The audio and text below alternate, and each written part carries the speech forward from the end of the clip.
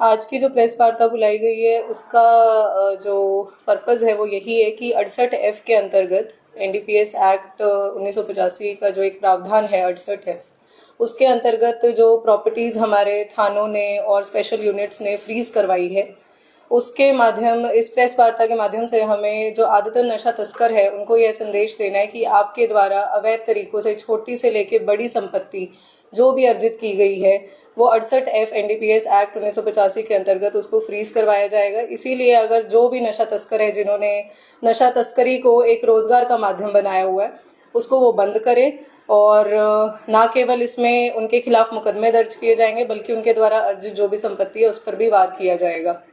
Ma'am, उसमें कई बार क्या होता है, तस्कर जो आजकल बहुत ज्यादा होशियार हो गए हैं, वो खुद की नाम संपत्ति ना करके दूसरे किसी दोस्त के नाम, इनके नाम करते ताकि वो पकड़ में ना आए। बिल्कुल, इसके लिए पुलिस जो है जैसे ही कोई NDPS का मुकदमा उनके खिलाफ दर्ज होता है उसके बाद प्रॉपर फाइनेंशियल जो है इन्वेस्टिगेशन की जाती है, जिसमें उनके नाम या फिर उनके परिवार परिजनों के नाम जो भी प्रॉपर्टी है उसकी एक प्रॉपर तरीके से जांच होती है। बैंक में जो भी खाते हैं, चल अचल संपत्ति है, हर प्रकार की संपत्ति की जांच की जाती है, न केवल उनके नाम पर बल्कि जो बेनामी प्रॉपर्टी भी है उसकी भी जांच की जाती है। अगर किसी भी तरीके से उनसे वो संबंधित है तो उसकी जांच की जाती है और अगर यह पता चलता है कि वो अवैध तरीके से इन्होंने अर्जित की है तो उसको फ्रीज करवाया जाता है।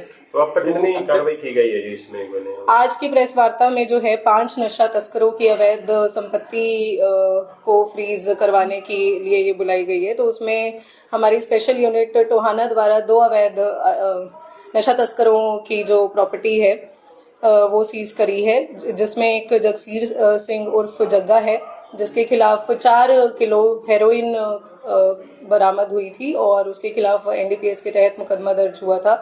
इसमें इससे एक पिकअप कार है जिसकी जो वैल्यू है वो 5 लाख के आसपास है, वह अटैच की गई है। इसके अलावा एक राकेश उर्फ कालू, इससे अल्प्राजोलाम टैबलेट्स जो है वो बरामद की गई थी। उसके बाद NDPS का मुकदमा दर्ज हुआ और जो प्रॉपर्टी है वो एक मोटरसाइकिल इसमें हमने अटैच करवाई है जिसकी वैल्यू लगभग 60,000 के आसपास है। इसके अलावा सिटी टोहाना थाने ने कुलदीप उर्फ मंगू की प्रॉपर्टी अटैच करवाई है जिसमें कि एक मकान है जिसकी जो वैल्यू है वो 20 लाख के आसपास है और 3 मोटरसाइकिल है जिसकी वैल्यू 1,80,000 के करीब है। और सिटी फतेहाबाद थाना ने अजय उर्फ अज्जी की प्रॉपर्टी जो है वो अटैच करवाई है जिसमें कि एक मकान है जिसकी वैल्यू लगभग 30 लाख के आसपास है और 2 मोटरसाइकिल है जिनकी जो वैल्यू है वो 1 लाख के आसपास है। सदर फतेहाबाद थाना ने भी एक प्रॉपर्टी जो है एक आरोपी की प्रॉपर्टी अटैच करवाई है जिसका आरोपी का नाम है बच्चन सिंह और इसके खिलाफ काफ़ी FIRs हैं, चूरा पोस्ट भी इससे बरामद किया गया है। इसका एक मकान है जिसकी वैल्यू लगभग 20 लाख के आसपास है और 2 मोटरसाइकिल जिसकी जो वैल्यू है वो 1,60,000 के आसपास है। तो लगभग जो है 80 लाख के आसपास ये कुल मिला के प्रॉपर्टी इन 5 नशा तस्करों की अटैच करवाई गई है। करंट वैल्यू इनकी जो है वो 1 करोड़ के आसपास है। अजय उर्फ जी आपने जो बताया कहाँ का मैम? अजय उर्फ अज्जी जो है वो सिटी फतेहाबाद के क्षेत्र का है। तो नहीं पता। इसका गुरु नानकपुरा मोहल्ला का है ये और इसके खिलाफ काफ़ी अभियोग अंकित हुए हैं। 2000 से 2008 तक 20 केस 68F के थे जो ट्रिब्यूनल कोर्ट के अंदर चल रहे थे। उसके बाद में अब तक कितने और केस की गए?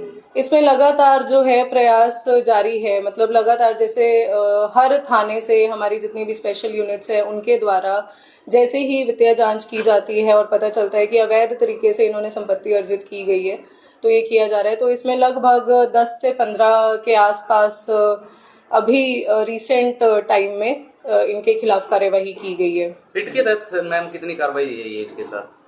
पिट के तहत भी लगातार जो आदतन अपराधी है बेल पे आने के बाद भी जो लगातार बेच रहे हैं, नशा तस्करी कर रहे हैं, उनके खिलाफ कार्यवाही की जा रही है। तो लगभग इसमें भी पूरे फतेहाबाद में 15 से 20 अपराधियों के खिलाफ पिट की कार्यवाही की गई है। इसमें राजस्व विभाग के द्वारा भी उनके जैसे पटवारी वगैरह के म्यूटेशन वगैरह चलाते हैं भी, उसमें भी चलवाई जाती है कि जाके सेल ना कर सकें या? बिल्कुल बिल्कुल, जैसे ही पुलिस की जांच में आता है कि यह जो संपत्ति है अवैध तरीके से अर्जित की गई है तो वो किसी भी तरीके से उसको ट्रांसफर या सेल नहीं कर सकता, उस पर रोक लगा दी जाती है।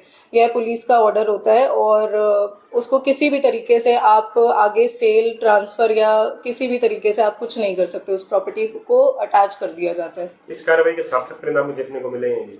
बिल्कुल, क्योंकि जो फ्रूट्स ऑफ क्राइम है, जो अपराध के जो उनको फल मिलता है, जो एक फ़ायदा मिलता है, अगर उसी पे ही वार किया जाएगा, जब अपराधी को उसके जो फाइनेंशियल बेनिफिट्स हैं वही मिलने बंद हो जाएंगे, तो वो पूरी तरह से टूट जाता है।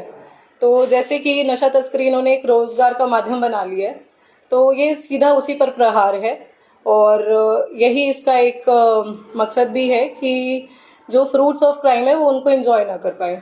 मैडम, फतेहाबाद पुलिस जो अपराधियों पर और नशा तस्करों पर लगातार प्रहार कर रही है, क्या ये अभियान आगे भी जारी रहेगा? बिल्कुल, क्योंकि जो फतेहाबाद शहर है वो नशे के प्रकोप से प्रभावित है, तो लगातार ये अभियान जो है जारी है, अलग अलग तरीकों से, जैसे कि फाइनेंशियल इन्वेस्टिगेशन, एनडीपीएस के मुकदमे, जागरूकता अभियान, मेडिकल कैंप्स, इन अलग अलग तरीकों से नशे के खिलाफ हमारा अभियान जो है वो जारी है। फतेहाबाद का जो आपने बताया अजय और अज्जी, एक ही केस में जैसे 68 एफ लगाई गई है, ऐसे तो काफी केस हैं जिनके ऊपर 20-20, 25-25 केस हैं, उनकी आज तक कोई कार्रवाई नहीं हुई। नहीं, ऐसा नहीं है। जिनके ऊपर 20 से 25 केस है या फिर एक भी केस है कमर्शियल क्वांटिटी का, तो उसकी वित्तीय जांच की जाती है पुलिस के द्वारा। अगर उसमें हमारे पास ये आता है कि उसने अवैध तरीके से छोटी सी संपत्ति भी अर्जित की है, जैसे कि मैंने कुछ बताया कि मोटरसाइकिल तक हमने अटैच करवाई हुई है, तो उस पर कार्यवाही की जाती है। इसमें थोड़ा टाइम लगता है, पहले पुलिस द्वारा उसको अटैच किया जाता है, फिर कॉम्पिटेंट अथॉरिटी द्वारा उसको फ्रीज किया जाता है, तो टाइम लगता है। पर फाइनेंशियल इन्वेस्टिगेशन जो है हर केस में की जा रही है। मैम, गैर कानूनी धंधा करने वालों के लिए आपका क्या संदेश है? गैर कानूनी धंधा करने वालों के लिए यही संदेश है कि जो भी आप जो उसके फल होता है गैर कानूनी धंधे से, जो भी आपको संपत्ति आप अर्जित करते हो, उस पर अब वार किया जाएगा। 107 BNSS के अंतर्गत भी कार्यवाही की जाएगी और अगर आप नशा तस्कर जैसा कुछ काम करते हैं तो 68F के अंतर्गत कार्यवाही की जाएगी।